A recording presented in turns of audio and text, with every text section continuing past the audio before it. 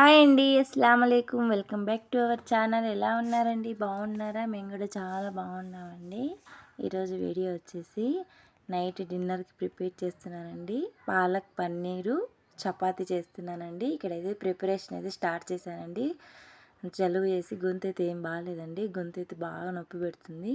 So నా voice ఎలా ఉందనేది మీరే కామెంట్ చేయండి.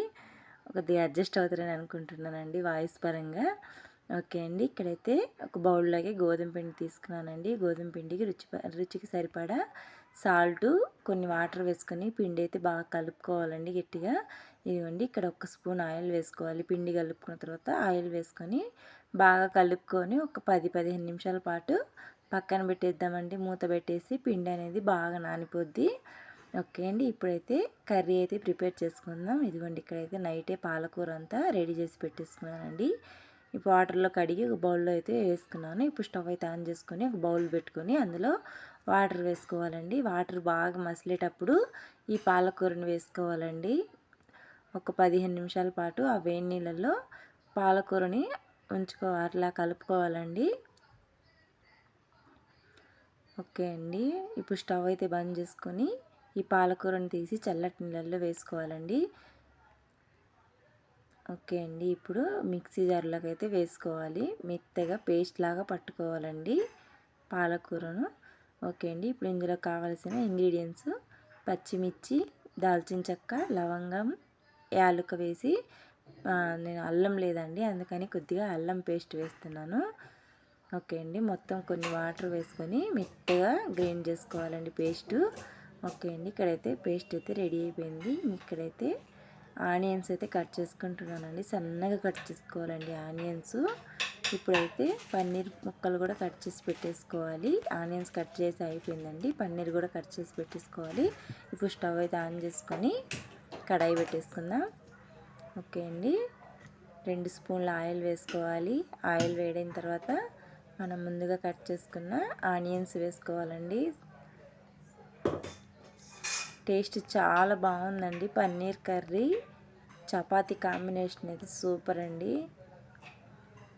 ఓకే అండి. ఇక్కడైతే ఆయిల్ అయితే వేడైపోయింది. ఇప్పుడు మనము ఆనియన్స్ వేసుకుందాం. ఇప్పుడు ఇందులోకి ఆయిల్లో ముందుగానే యాలకులు, దాల్చిన చెక్క, లవంగాలు కూడా వేసుకోవచ్చండి. నేను ఆల్రెడీ పేస్ట్లో వేసి పట్టాను కాబట్టి ఇక్కడైతే వేయలేదండి. లేకుంటే వేసుకునే వాళ్ళు ముందు ఆయిల్లో కూడా వేసుకోవచ్చు. నేనైతే వేయలేదండి. ఇక్కడైతే ఆనియన్స్ జర కచ్చా పచ్చగా వేగిన తర్వాత పన్నీర్ పీసెస్ని వేసుకోవాలండి.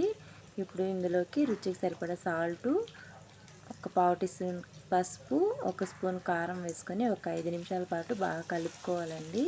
ఇలా కలుపుకుంటే ముక్కకి ఆ పన్నీర్ పీసెస్కి ఉప్పు కారం అనేది బాగా పట్టుదండి. కొంతమంది ఏం చేస్తారంటే పాలక్ పేస్ట్ వేసిన తర్వాత పన్నీర్ ముక్కలు వేసుకుంటారు. సో నేనేది ఇలా చేస్తున్నానండి. మీరు ఎలా చేస్తారనేది కామెంట్ చేయండి. ఓకే అండి. ఇప్పుడైతే ఒక 5 నిమిషాల పాటు ముక్కలు బాగా వేగిన తర్వాత ఇప్పుడు మనం ముందుగా ప్రిపేర్ చేసుకున్న పాలక్ పేస్ట్ని వేసుకోవాలండి. వేసుకొని కొన్ని వాటర్ అయితే వేసుకోవాలండి. అది మనకు ఎంత కావాలో అంత కొద్దిగా ఎక్కువ గ్రేవీ కావాలంటే వాటర్ ఎక్కువ వేసుకోవాలండి. గ్రేవీ తక్కువ కావాలంటే కొన్ని వాటర్ వేసుకోవాలండి. నేను ఇక్కడ చపాతీలో కాబట్టి కొన్ని వాటర్ అయితే వేసుకున్నానండి. ఇప్పుడు రుచికి సరిపడా సాల్ట్ ఉందో లేదో చూసుకొని మసాలాలని మీరేమేమి వేసుకుంటారో మీ ఇష్టం అండి. కొంతమంది గరం మసాలా, ధనియాల పౌడర్ అవన్నీ వేసుకుంటారు.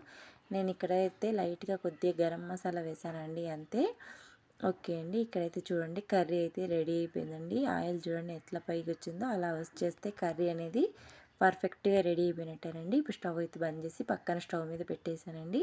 ఇప్పుడు స్టవ్ అయితే ఆన్ చేసుకుని మళ్ళీ పెనం అయితే పెట్టేసుకున్నానండి చపాతీ చేద్దామని.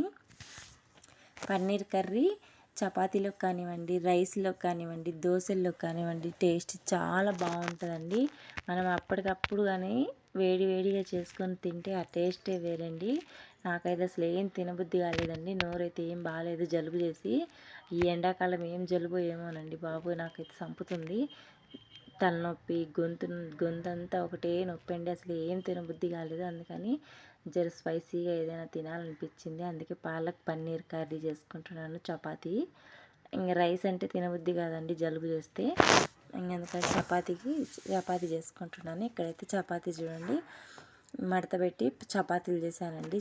చాలా బాగుంటాయండి సాఫ్ట్గా. ఓకే అండి, ఇక్కడ చపాతీలు కూడా చేయడం అయిపోయింది. పన్నీర్ కర్రీ కూడా రెడీ అయిపోయిందండి. వేడి వేడి chapati paneer curry ready. Video ఎలా ఉందనేది కామెంట్ చేయండి, లైక్ చేయండి, షేర్ చేయండి. Thank you for watching.